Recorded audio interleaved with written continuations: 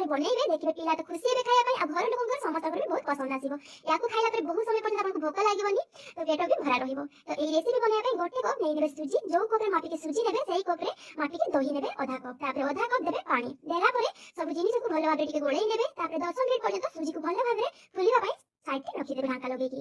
ତ 10 ମିନିଟ୍ ପରେ ଦେଖନ୍ତୁ ଏବେ ସୁଜି ଟିକେ ହାଲକା ଫୁଲି ଯାଇଛି। ୟାକୁ ଆମେ ଚିକଣ କରି ବାଟି ନେବା। ତାକୁ ଭଲ ଭାବରେ ଗୋଳେଇ ନେବେ। ଏଠି ପାଣି ବେଶୀ ଆଡ୍ କରିବେନି, ଆମର ବେଟରଟା ଯଦି ବେଶୀ ପାଣିଆ ହେଇଯାଏ ତାହେଲେ ଜଳଖିଆ ଆମର ପରଫେକ୍ଟ ବନେଇବନି। ତ ମିକ୍ସିଂ ଜାର ଭିତରେ এই ସୁଜିକୁ ଢାଳି ସାରିଲା ପରେ ମୁଁ ଗୋଟେ ଚାମଚ ଚିନି ଦେଇଛି। ଚିନିଟା ଦେଲେ ସ୍ୱାଦଟା ଆଉ ଟିକେ ବହୁତ ଭଲ ଲାଗିବ, ସେଥିପାଇଁ ଚିନି ଦେଇକି ଭଲ ଭାବରେ ତାକୁ ଚିକଣ କରି ବାଟି ନେଇଛି। ଏବେ ଗୋଟେ ଦେଖନ୍ତୁ ଜାଗାକୁ ଢାଳି ନେଇଛି।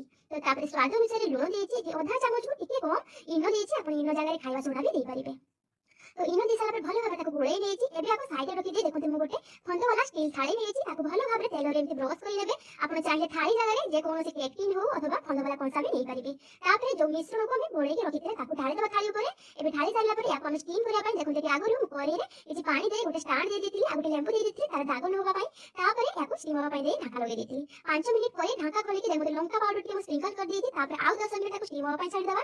एबे सुंदर भाबरे स्टीम हे जाईछि। देखंतु टोटल 15 मिनिट लागिछि। मु एटुरे टूथपिक साहाଯ୍य आपन को देखि देली। एटा टिकी भी लागि जाउनी, माने भितर एटा बहुत भलो भाबरे सिझिछि। तो एटा भलो भाबरे ठंडा होला परे थाली रे एमति डिमोल्ड करिवे। जे कोनोसी चामच हो कुसुनी हो अथवा एमतिका गोटे साजुला साहाଯ୍य रे। तो देखुन थाली रे टिकी भी लागि जाइनी। केते सुंदर भाबरे इजीली एटा बाहरी आसिला। तो आपन माने याको आपन को मन पसंद अनुसार काट करि परिबे। मु एठी ढोकला साइज रे काटुछि। तो आपन चाहिले एठी लंबा लंबा करि काटि भी परिबे, नले ट्रायंगल साइज रे। तो काटि के भी आपन देखंतु केते सुंदर इजीली काटि जाउछि। आ भितरु केते स्पंजी हेछि। तो आपन माने एई जळखिया को थरे बनातु, पिला बहुत खुशी हेबे खाइबा पई। आ जळखिया एते सुंदर लागि खाइबा पई कि घर लोक भी खाइ के खुशी हेबे।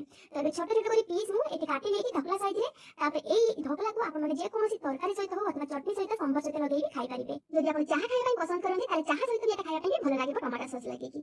तो एबे देखुन सब हम ढोकला साइज रे काटि नेछि। ताको आउ टिके मु चटपटा करिया पई एठी गोटे फ्राई पैन रे आधा चामच तेल देई आधा चामच जीरा को भलो भाबरे फुटेई नेछि। तापर गोटे प्याज को देई प्याज को हल्का लाल करि भाजी नेछि। एबे देखंतु गोटे इंच रो अदा को कोरि के देई देछि। अदा टिके हल्का भाजी हे गला परे गोटे छोटो साइज रो टमाटो को देई देछि। आ टमाटो देला परे दुटा कंचा लगा देछि। स्वाद अनुसार लूण गोटे चिमटा हल्दी पाउडर देई भलो भाबरे टमाटो को गोळेई नेछि। एबे गोटे मिनिट ताको ढाका लगेई सिझिबा पई छाडी देबी। टमाटो सुंदर भाबरे हमरो एठी सिझी गलानी। भलो भाबरे मसला को एमिति के घांटी दबा। तापरे आमे एठी जो आमे ढोकला काटी रखिथिले ताको ऐड करि दबा। तो देला परे ताको भलो भाबरे एमिति मसला सहित गोळेई नबा। एबे देखंतु हमर एई ढोकलाटा देखिया पई केते डिलीशियस लागुछि। या पई कोनोसी भी चटनी लागिबोनी कि तरकारी भी आवश्यकता नै। खाली बाटिया भी आपन माने खाइ परिबे। तो भलो भाबरे याको गोळेई सारिला परे एठी मु किछि कटा धनिया पत्र ऐड करिछि। आ आधा चामच देखंतु लेंबू रस ऐड करिछि। देला परे पुणी आउ याको भलो भाबरे गोळेई नबा। एबे हमर रेडी हे जाइछि पूरा मसला दिया फ्राई ढोकला। एबे याको आपन माने पिला को टिफिन रे दियंतु अथवा घरे लोक खाइबा पई समस्त पसंद करिवे। तो आज रेसिपी आपन मानको केमिति लागिला कमेंट करि निश्चय जणाइबे। वीडियो भलो लागिथिले लाइक करिवे और शेयर करिवे। जय जगन्नाथ।